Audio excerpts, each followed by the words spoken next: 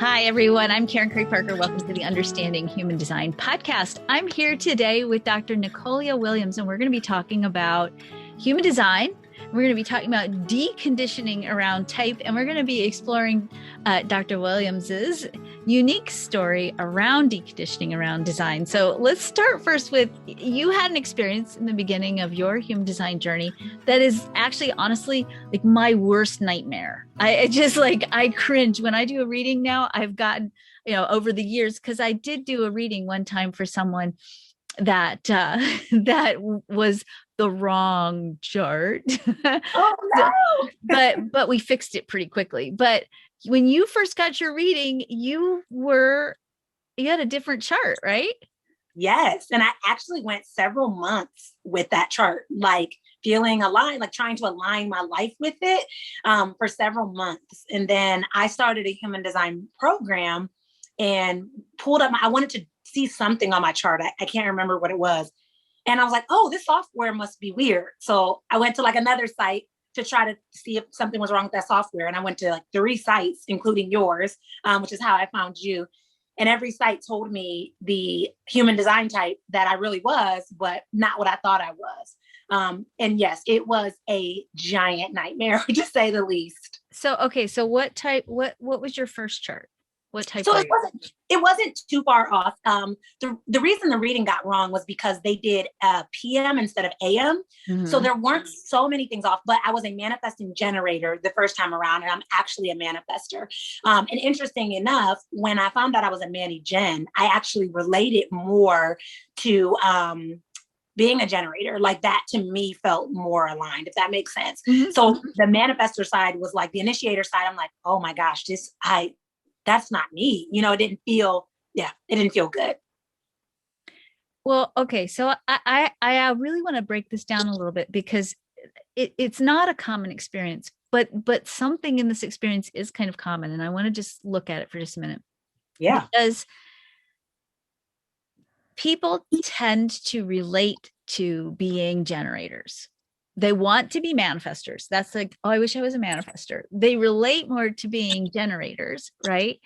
And then when they find out that they're not, and that's not everyone, but there are a lot of people who are not, then they're trying to figure out, well, how does this work then if I'm not a generator? So I find it fascinating that people, that there's a challenge, I think, sometimes in making the leap to understanding that we're all conditioned to be generators. Yes.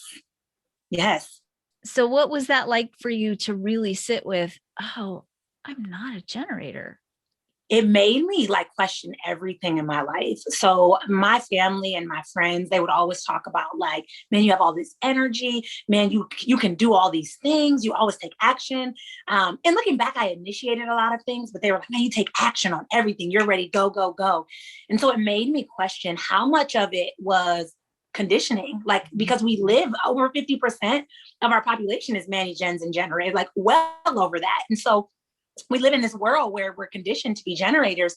And so it was really hard for me to try to undo what I feel like I had spent years being conditioned to be. And even down to the point of like, that's how people defined me. They talked about how quick I took action, and they talked about how much like energy I had. And they would even, like, my mom would say, man, you have this like renewed sense of energy. And so when I thought I was a Manny Gen, I was like, yeah, that's it. Like, it makes sense. So there was a lot of inner work and reflection I had to do to work through that a lot. So, okay. So I want to unpack this even more, because I can't tell you how, like, I'm sad you had this experience of like, what? But at the same time, this is huge, because the open sacral, and this is for manifestors, for projectors and reflectors, right? You're amplifying sacral energy.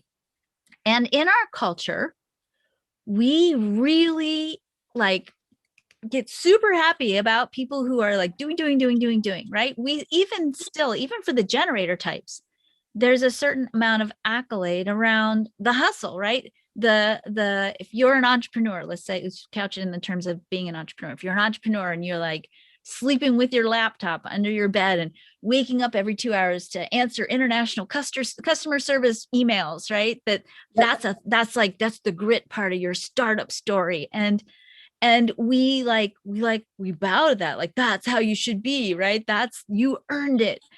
And yet, first of all, generators can't sustain that either. We don't ever talk about that part either. It's like, even as a generator who's responding, you still have built into your design a need for rest. And certainly for the manifestor and the projector and the reflector, there's a different way of creating that comes from different degrees of aligning. I mean, I think the manifestor aligns more with that internal spark and that sense of inner timing. Certainly the projector has more of that needing to wait for the right recognition and the right invitation. And of course, the reflector has a very unique process. So how has it been for you to, I don't know if I mean, have you taken a step back in terms of how you create, or how has it changed for you? So yeah, that's a great question. I actually, at the time when I found out, like, threw in the towel with human design. I'm like, oh man, I don't want to do this stuff anymore. I don't want to learn about it anymore. And shout out to you. You gave me like a renewed sense of purpose with human design. Like, I decided I wanted to like dig in a little bit deeper. And this was a few months after. And so for me, what I started to do is I started to shift the way that I thought about how I was creating. So I think what I thought when I found out I was a manifesting generator, I thought I was responding to things. But what I was really responding to was that internal nudge, right? And then I was initiating from there. So when I reframed it and I flipped it, I was like, wow, I have been really in alignment with this. But it felt more like, for once, it made sense. And so I started to create from that place, paying attention to what those internal like nudges, those intuitive downloads, and then responding and creating from there. And since then, I have initiated so many things. And more importantly, I have given myself permission to initiate the things that feel aligned with me. I think a lot of times when I was leaning more into like the generator side, I felt like I had to like narrow down, because you need to be good at like one thing and like kind of focus on that. Whereas when I leaned into the manifestor side, I was like, wow, I can initiate all these fun things that are coming up. And so I gave myself that permission to do that. And so it's actually surprisingly been, in the beginning, it was really hard, but lately it's been so freeing to be able to do that. And for once, I genuinely, as cliche as that sounds, feel very much so in alignment with like, yeah, this actually feels good. This actually feels right. Well, I appreciate your story so much because, Ra used to teach that if the manifestor loses connection with their own inner power, that it can be, of course, this was Ra speak, so there's always a little bit of doom and gloom with it, but it's like, it's impossible. You'll never get it back, right? But he did used to talk, he talked about how the manifestor type, really that journey back to becoming self-empowered and being sovereign over that internal nonverbal flow, right? It was just a very challenging piece. And I just so appreciate that you had the courage to say, okay, I'm going to try this again.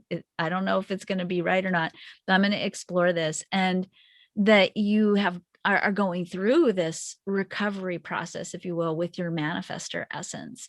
Because I think, one of the things that I think is so important is, I think there's a lot of mythology and traditional design, especially when we talk about type, that sort of is dark and heavy and does kind of paint a hopeless picture. And also, I think sometimes gives people a little bit of an excuse for bad behavior or for justifying some kinds of behavior. And, I think that seeing somebody like you who really is deeply exploring, how do I bring out the light of this archetype and do it in a way that's really sovereign and empowered, is essential. And I really appreciate your willingness and your courage to come out and talk about this story.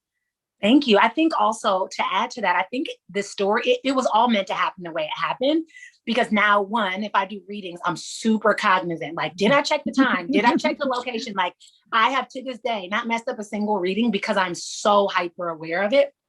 But the second thing is, I think a lot of times when I have people that come to me that are projectors, reflectors, or manifestors, and they're very much conditioned based on the generator world we live in, I can relate to that feeling of wanting to work through that deconditioning, but even at a deeper level. And so I feel like that has, my experience has really, really helped me. Yeah, totally. Totally. All right. So you have two programs coming up in March of 2020. Yes. So you have Living Aligned by Design. Tell us a little bit about that. Yes. So Living Aligned by Design is actually a free workshop where those that are new to human design can learn more about the basics, like their strategy, their authority, their type, their non-self theme, like things like that. They can learn kind of about the basics of human design. And then I give them some assignments to do to start practicing living in alignment with it. So how do you look for signature moments, things like that. So it's a really fun workshop to give you a good understanding of the basics to begin to align your life with human design, which I love. I've been teaching my family all about it, even my children all about it. So that's kind of that workshop. And I wanted to bring it in a way that felt like fun and exciting, so that when you're looking at the chart for the first time, you're not like, what in the world are all these shapes and lines and colors and things, but you actually have this comprehensive picture of making sense of it. Oh, beautiful. And then your second program that you have coming up is called 6 Figures from Purpose. Tell us about that one.